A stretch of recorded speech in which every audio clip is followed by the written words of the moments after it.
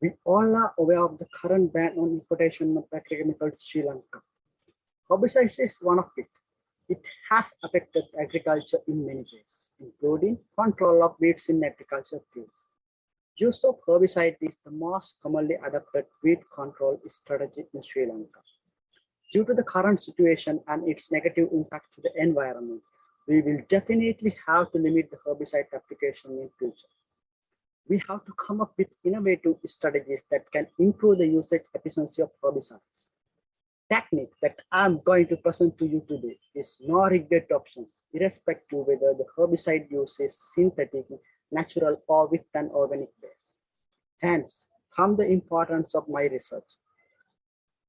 Use of multispectral unmanned aerial vehicle images in precision agriculture. Weed control in rice. So, let me introduce myself. I am Pasun Ratnayake, Department of Crop Science. So, let me start with preamble for my research. Weeds are one of the most troublesome biotic elements in agriculture fields. It diminishes the crop yield by up to 50% and the quality of crop products.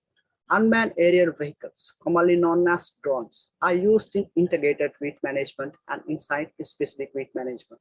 In both these occasions, use of unmanned aerial vehicles can increase the effectiveness of herbicide usage. Identification of weed patches is important. In site-specific weed management, this is true for both transplanted and broadcasted crop fields.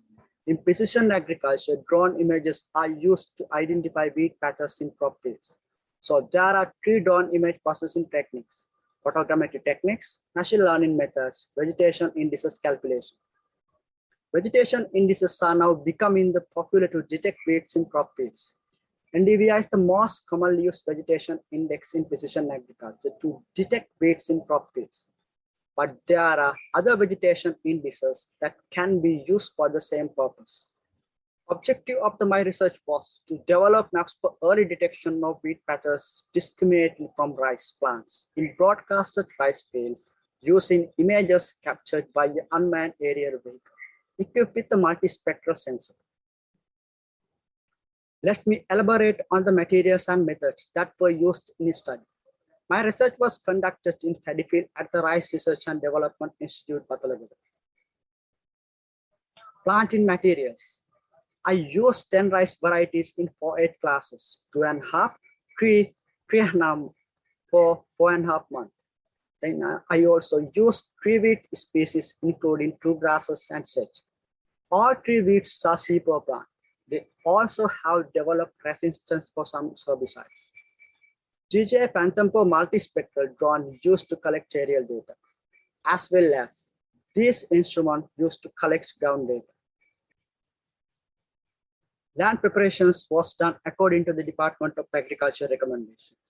Pre-germinated seed paddy and ungerminated wheat seeds are broadcasted. This is a drone image of field layout. Total of 69 plots were prepared. Plot size was 6 meter by 2.5 meter. Treatments were arranged as weeds only, paddy plots weeds, and paddy only, in separated plots in 3 replicates. In the paddy plots weeds plots, seeds were broadcasted to have 3:2 plant density. Crop management practices were done according to the Department of Agriculture recommendations. In weeding, it was done according to the treatment because I had to maintain rice-only plots without emerging any weeds. Unmanned aerial vehicle data collection. The unmanned aerial vehicle with the multispectral sensor was planned to collect data over the experimental plots around 9 am at the height of 12.2 meters to maintain high image resolution. It was done once in every 3 days from sowing to harvesting. Additional on each sampling date where plant growth data were collected. In pre-flight planning process, I calibrated the drone with an overlay 80% on the front and 70% of the slide.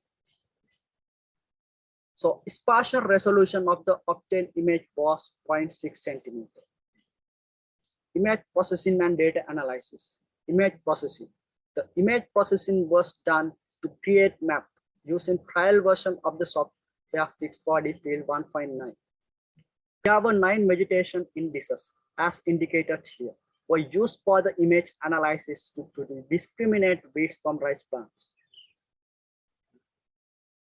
Result and discussion. NDVI map and orthomosaic map on the date of soybean. On to your left-hand side, you can observe NDVI map on the date of soybean. NDVI is a dimensionless index that describes the difference between visible and near-infrared reflectance of vegetation cover. On the right-hand side, you can observe orthomosaic map. In here, you can observe the NVI map and orthomosaic map at the 7 days after sowing to 28 days after sowing. The slides clearly show that commonly used NDVI map generator could not discriminate rice plants from weeds in a broadcasted paddy field, even after crop harvest. In a broadcasted paddy field, NDVI maps look similar to the orthomosaic image. They both did not separate paddy plants from weeds.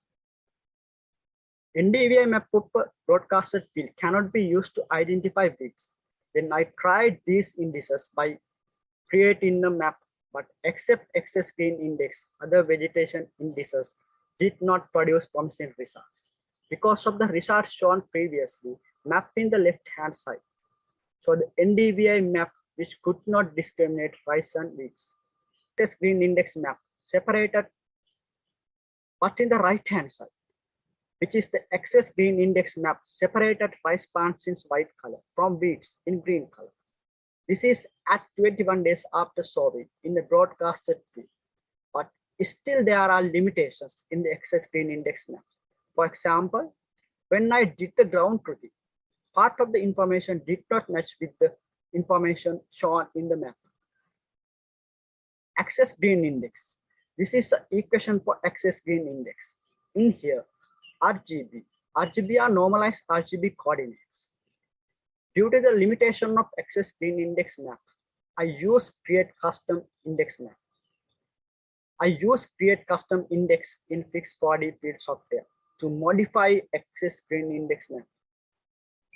This slide shows the maps generated, map modify excess green index that I developed. It is clearly separated rice plants which is shown in white color. Information which is given in this modified map match well with ground truth data. Separate from green color which is shown in the white color, because modify excess green index shows better results. I use the modify index to develop images in the plots having both weeds and rice plant as shown in the slide. Slide clearly showed that even of 70 days after sowing, development of wheat patches can be observed. However, there was a difficulty in doing ground truthing because weeds were not visible to the naked eye. Therefore, I did ground truthing only at 21 days after sowing. Even though I have developed the index successfully, I have to validate newly developed index with a well-known index. For that, I use orthomosaic NDVI modify excess green map obtained from a transplanted field after 50 days of crop establishment.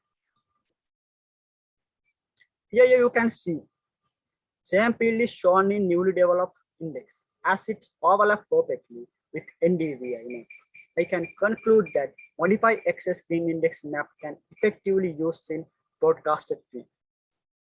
Finally, I can conclude that modify excess green index methods used in this study can effectively be adapted as a precision agriculture technique for site-specific weed management in broadcasted paddy field. These are the few references of my research. Thank you.